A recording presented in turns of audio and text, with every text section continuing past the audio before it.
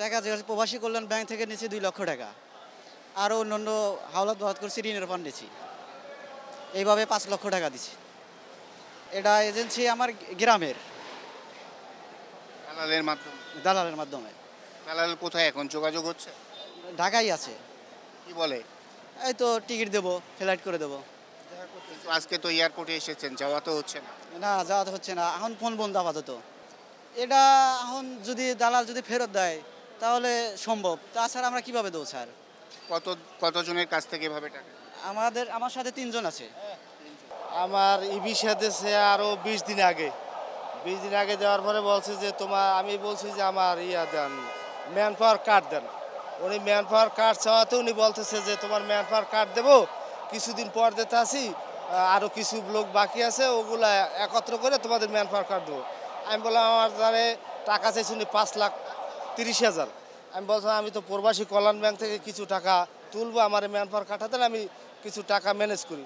উনি বলছে যে তুমি ম্যান পাওয়ারের কার্ডের চিন্তা করো না, তুমি টাকা অন্যভাবে তৈরি করো, কিন্তু ওইভাবে তুমি ম্যান পাওয়ার কার্ড দিয়ে টাকা তুলতে পারবা না, তোমার অন্যভাবে ম্যানেজ করতে হবে।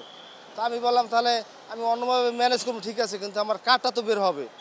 উনি বলতেছে কার্ডের তোমার প্রয়োজন নাই, তুমি মালয়েশিয়া গেলেই তো হইলো।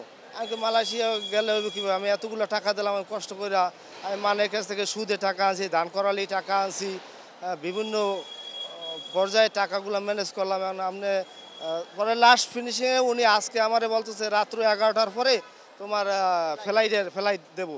আমি কীভাবে ফ্লাইট দেবেন? আমাদের বাংলাদেশের আর মালয়েশিয়ার তো 2 ঘন্টা ডিফারেন্স, তো ওখানে যদি ওনারা রিসিভ না করে তাহলে আমাদের কী অবস্থা হবে? তাহলে সেটা আমি বুঝবো। উনি এইসব কথা বলার পরে এখন হাই উদাও, আর কোনো খবর নেই। ফোন কি খোলা না বন্ধ? উনি ফোন কতক্ষণ খোলা রাখে, কতক্ষণ বন্ধ রাখে, যখন পাই উনি বলতেছে চার্জ থাকে না, আর এত ডিস্টার্ব করো কেন, আমরা তো আছি, আমরা তো মরি নেই, আমরা তো আছি, যখন হইবে ওই সময় তোমাদের নেওয়া হবে। ডিবিতে একটা অভিযোগ করছি, ঠিক আছে, আমি 30,29,000 টাকা পাই, ওই আপনার দেশ বাংলা এবং হচ্ছে পিএন। এগুলো কি ট্রাভেলস এজেন্সি? যে এটি ট্রাভেল এজেন্সি। ওদের মেন লুক হচ্ছে আপনার ওর নাম হচ্ছে রাহিদুল ইসলাম বিপ্লব এবং এই আবুল কালাম বিশ্বাস। টাকাগুলো কেন দিয়েছে? ওইটি বিদেশের বিষয় দিয়েছিলাম। আমি একজন নিজে প্রবাসী, ঠিক আছে। আমি 2017 সালে আসছি। আসার পরে আমাদের এলাকার লোকজনে বলতেছে ভাই, আমি বলছি আমি তো এগুলা কাজ করি না, মূলত তো আমার পরিচিত একজন আমার বন্ধু আছে, সে এগুলা করে। তখন আমার এলাকার লোক থেকে ওদেরকে আমি টাকা পয়সা 5টা ভিসা করছে, আমি 16টা পাসপোর্ট দিছি, আমি 30,29,000 টাকা দিছি, আমি বনানী থানা জিডি করছি এবং এই ডিবিতে অভিযোগ করছি, কিন্তু আজ পর্যন্ত আমি সুরা পাইনি। 5 মাস যাবত আমি ডিবিতে ঘোরাফেরা করতেছি, কিন্তু ও এই ফোন আমার রিসিভ করে না, ঠিক আছে। এখন আমার কোনো সুরা হচ্ছে না। আপনি কয়জনের কাছ থেকে এই টাকাগুলো নিয়েছেন? ওইটা আমি টাকা নিছি আপনার 12 জনের কাছ থেকে। 12 জনের কাছ থেকে আমি টাকা নিয়ে দিছি এবং আমার জমি বিক্রি করিয়া তাদেরকে আমি টাকা দিছি। 16 লক্ষ টাকা নিয়েছে, ঠিক আছে। নেওয়ার পর বলছে মেডিকেল ফিঙ্গার দেবে, ফিঙ্গার করার টিকিট দেবে, ঠিক আছে। টিকিট দেওয়ার পর আমাদেরকে বাড়ি থেকে আনাছে। 28 তারিখে আমি এখানে আসছি। আসার পর থেকে আমাদের এজেন্সিকে ফোন দিচ্ছি, ফোন রিসিভ করতেছে না। ওইখানে দালালকে ফোন দিচ্ছি, রিসিভ করতেছে না। কোনো আমাদেরকে মানে আশ্বাস দিচ্ছে না ওদের। মানে ওরা ফোন দিলে ওরা বলবে মানে যাচ্ছি, করতেছি, এইটুকু আমাদেরকে ভরসা দেয়। এরপর আর কোনো ভরসা দিচ্ছে না আমাদেরকে। আমরা কোনো আবেদন জানাবো সরকারের কাছে, এটা আমাদের আরও যেন ফ্ল্যাট কোনো একটা ব্যবস্থা করার জন্য, কোনো ওর জন্য এটা এজেন্সিকে, দালালকে এটা আমাদের পক্ষ থেকে কোনো কিছু করতে হবে, সরকারের পক্ষ থেকে কিছু করতে হবে এই বিষয় নিয়ে। এখন তো আমাদের ভূখণ্ডে এটা সরকার থেকে বুঝতে হবে। এটা আপনার এজেন্সির নামে দালাল বিরুদ্ধে কিছু মানে সরকারের বিরুদ্ধে সরকার থেকে নিতে হবে, কোনো অবস্থান নিতে হবে।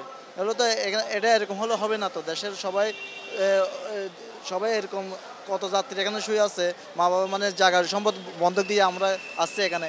আমাদের স্বর্ণ বন্ধক দিচ্ছি, জায়গা বন্ধক দিচ্ছি, গরু বেচার টাকা বন্ধক দিচ্ছি, 6 লক্ষ টাকা দিচ্ছি, ঠিক আছে। এখানে আমরা কার কাছে যাবো? এগুলো আমরা অলরেডি 9 জন ছিলাম আমাদের ফ্ল্যাটে, সবাই মানে ফিঙ্গার করতে পারে না, আর কখনো আমাদের টিকিটও দেওয়া হয় নাই।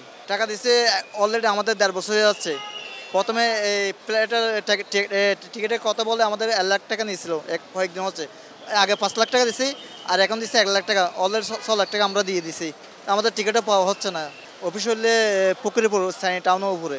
অনেকজন আছে আমাদের বাড়ি থেকে অনেক চলে গেছে, আর কি করবে ওরা, মানে কান্না করে সবাই চলে গেছে, ফিরে গেছে, কান্না করতেছে আর কি, আমরাও তো কান্না করতেছি। আমি আসছি এখানে অলরেডি, এখানে বাসা এখানে এসে অলরেডি 5 দিন হয়ে গেছে অলরেডি, আর এখানে দেখতেছি ঘুরতেছি আর কান্না করতেছি, আর করার কিছু নেই আমার তার থেকে, কাকে বলবো। এখন আমরা ফোন দিলে কোনো অজুহাত দিয়ে ওরা চলে যায়। এখন অলরেডি আমি 1 সপ্তাহ এখানে অলরেডি ওয়েট করতেছি। এই যে আমাদের ফিঙ্গারে নেওয়া হয় না, টিকিটও দেওয়া হয় না, বলছিল 29 তারিখ আমাদের বুকিং দিছে, দেওয়ার পর আমরা এখানে আসলাম, আসার পরে আমাদেরকে ফিঙ্গার দেওয়ার কথা ছিল, ফিঙ্গার নিয়ে নেয় নাই, আর টাকা আমাদের টাকাগুলো নিয়ে নিয়েছে অলরেডি আমাদের থেকে। আমার কোনো সমস্যা নেই, অফিসের গাফিলতি এগুলো। টাকা অনেকদিন আগে দিয়ে তো তারা টাকা টিকিট কাটে নাই, শুনেছে 29 তারিখে ফ্লাইট দমো, টিকিট কিনা হয়েছে, সব কিছু হয়েছে। আবার ফির 29 তারিখে কয় হবো না, 30 তারিখে হবো। 30 তারিখে যাত, আবার ফির আজকে কালকে দিন এসে বসে আছে এয়ারপোর্টে, খাওয়া নাই দাওয়া নাই। গতকাল থেকে অপেক্ষা করছি, সন্ধ্যার সময় আসছি আমি এখানে। খাওয়া দাওয়া করেছেন কোথায়, ঘুমাই? ওই পাশে যা করে আসি।